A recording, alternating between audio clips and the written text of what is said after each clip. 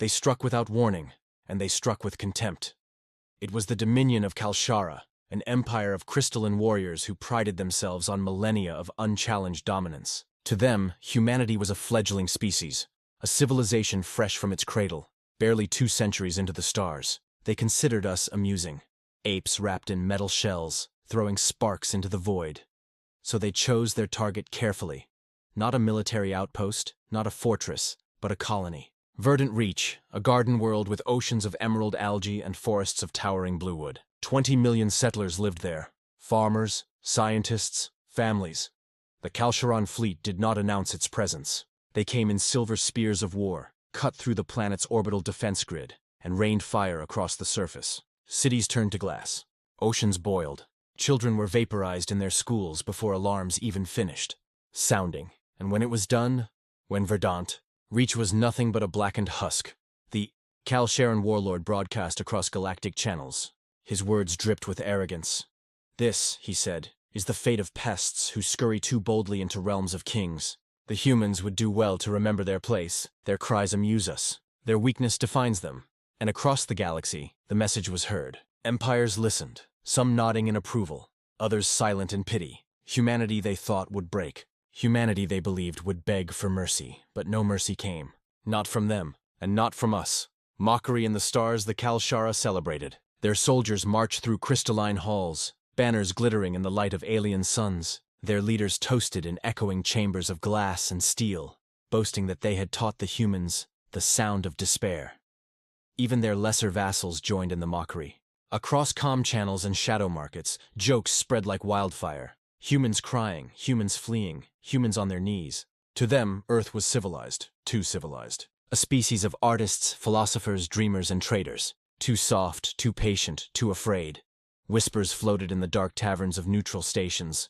Earth will protest. Earth will mourn. Earth will send envoys with trembling hands. The Kalshara laughed loudest. "The apes are broken," they declared. "Let them weep." But what they didn't understand, what no alien empire had ever grasped, was that laughter means something very different to us. When we laugh in grief, it is not weakness. When we laugh in rage, it is not surrender. When we laugh in the face of horror, it is a promise. And in the shadow of Verdant Reach, as the ashes of 20 million settlers cooled in the void, humanity laughed. Quiet at first, bitter, then louder, crueler, until the stars themselves seemed to shiver at the sound. When the silence broke, the galaxy noticed the silence first. The usual chatter of Earth's diplomats vanished. Trade fleets pulled back to Sol. Civilian channels went dark. The United Terran Assembly stopped issuing statements, stopped replying to demands, stopped acknowledging anything beyond its borders. At first, the empires smirked. "They hide," they said. "They lick their wounds." Then the silence changed. Patrol ships reported human fleets vanishing into slipspace. Not patrol corvettes, not exploration cruisers, but dreadnoughts. Leviathans of war that Earth had never flaunted. Ships whose names had only ever been whispered in military archives. The Tartarus, the Nemesis, the Oblivion. One by one, they disappeared into the void. Alien listening posts caught fragments of transmission. Eerie and chilling. Human voices whispering across encrypted channels, a phrase repeated again and again. Verdant Reach remembers. The Kalsharan laughed even then. "Let them come," they said. "We will break their fleets as we broke their children." But the galaxy began to fear, because the silence did not sound like grief anymore. It sounded like breathing, like waiting, like the intake of air before the scream. And then the scream came. The wrath unleashed. The first retaliation was not a battle. It was an execution.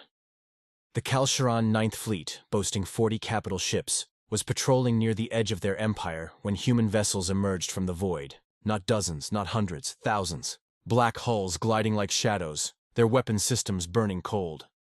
The Kalshara laughed at first. "So many ships," their admiral mocked. "All to die?" Then the human comms opened. No speech, no demands, no mercy. Just laughter. Raw, unbroken human laughter echoing through their headsets until their crystalline nerves shook with unease. And then, silence again. The human fleet fired as one. 40 capital ships ceased to exist in less than a minute. Hulls ruptured, reactors overloaded, shards of burning crystal scattered across the void. The Kalsharan admiral's final transmission was not a curse, not defiance, but a broken whisper. What are they? Word spread quickly. Empires scrambled to track the human fleets, but every time they appeared, annihilation followed. Colonies glassed in retaliation. Shipyards turned to slag. Kalsharan nobles dragged screaming from their thrones by black-armored marines who did not speak, only executed. One by one, their worlds fell silent, and with each strike, the laughter returned. Not joyous, not gentle. A mocking, guttural sound transmitted across every frequency before the weapons fired. A reminder, a curse, the laughter of the species they had called weak. The empire shattered. By the time the Kalshara realized what they had unleashed, it was far too late. Entire sectors burned. Planets that had stood for 10,000 years were now silent tombs. Their mighty crystal fortresses, said to be unbreakable, cracked under orbital bombardments that turned their surfaces molten. The galaxy watched in horror, as humanity showed no restraint. No hesitation, no pause. The Kalsharan fleets fought with desperation. But every victory was hollow. For every human ship destroyed, 10 more appeared. For every strike against them, the retaliation doubled. It was not war. It was extermination. In a council chamber on Velok, one alien ambassador whispered the truth that none dared speak. They are not fighting us. They are erasing us. The Kalshara begged for allies. None came. Even those who had once mocked humanity refused to intervene, fearing that laughter might someday turn their way. And so the Kalshara died screaming, their empires burning while human fleets passed over them like storms. The galaxy counted the days. Each sunrise, another world gone. Each nightfall, another empire reduced to ash, and still, in the silence of destruction, the laughter echoed. After the fire, it ended as suddenly as it began. The Kalshara Empire, once spanning hundreds of systems, was gone. Their fleets shattered, their thrones empty, their people scattered like dust across the stars. Of billions, only fragments survived. Refugees whispering tales of the horror they had unleashed.